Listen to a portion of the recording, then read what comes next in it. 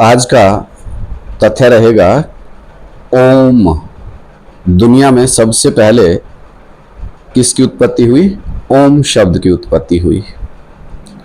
और परमपिता परमात्मा ने आकर के जब सृष्टि रचना शुरू किया, सबसे पहले ओम अ उ म यानी कि 3 मूर्तियां आई। 3 मूर्तियां प्रैक्टिकल में अलग बात, लेकिन 3 आत्मा के भी तो मन बुद्धि और संस्कार।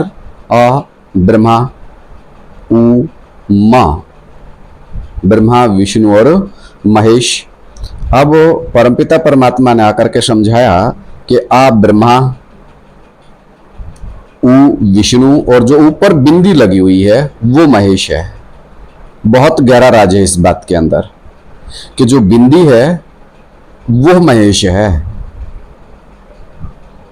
तो जब भी कोई भी मंत्र इस दुनिया में बोला जाता है तो ओम शब्द का प्रयोग जरूर किया जाता है। क्यों किया जाता है? क्योंकि ये ओम इस सृष्टि का निर्माता है। आत्मा के जैसे 3 पार्ट हैं, मन बुद्धि और संस्कार का मेल है। इस प्रकार से तीनों संस्कार 3 पार्टधारी हैं इस दुनिया के, या कहें कि एक 3 रोल अदा करता है। 2 बातें नहीं, एक बात ही समझना है हमें। उस एक को ही समझना है जो परमपिता परमात्मा का प्रैक्टिकल स्वरूप है, जो ओम स्वरूप है। तो ओम स्वरूप है वो मन भी है, बुद्धि भी है और संस्कार भी है। तो तीनों पार्ट उसके अंदर हैं और वही शिवलिंग के रूप में पूरी दुनिया में पूजा जाता है। तो साथियों, ओम शब्द की व्याख्या को प्रॉपरली समझें। अ उ म ब्रह्मा विष्णु और महेश। महेश का अर्थ उमापति भी होता है, महेश्वर, ईश्वरों में सबसे महान। और ईश्वर की डेफिनेशन बताई, सबसे श्रेष्ठ शासनकर्ता। तो ओम शब्द के बारे में जो हमारे परमपिता परमात्मा ने समझाया, उस शब्द के यथार्थ अर्थ को समझें।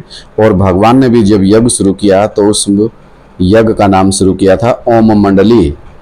ओम मंडली का मतलब जहां 3 प्रैक्टिकल में आत्मा इकट्ठी हुई थी। कौन कौन सी? 2 माताएं और 1 पिता, जगत माता और भारत माता, और 1 पिता जिनका नाम सेवकराम था। तो जगत माता भी थी, भारत माता भी थी और सेवकराम भी था। तो तीनों इकट्ठे हुए तो त्रिमूर्ति, तो ओम की उत्पत्ति हो जाती है। वास्तव में एक शिवलिंग, लेकिन शिवलिंग के 3 रूप, ब्रह्मा विष्णु और महेश। तो 3 प्रैक्टिकल उसमें से निकले ना, 3 पार्ट अदा किए गए उसके द्वारा। तो इस प्रकार से इस बात को समझना है। अब लगाओ बेहद और हद। अगर बेहद के तरीके से समझे तो एक आत्मा, और प्रैक्टिकल में ले आए तो उसके 3 पार्ट, जो मन रूपी ब्रह्मा का पार्ट बजाए, जो विष्णु का पार्ट बजाए, जो महेश का पार्ट बजाए। तो कहां से निकले? एक से निकले। तो जो एक रचयिता है, आत्मिक स्वरूप और उसका शारीरिक रूप, वो दोनों मिलकर के ही शिवलिंग हैं, जो प्रवृत्ति मार्ग की यादगार हैं।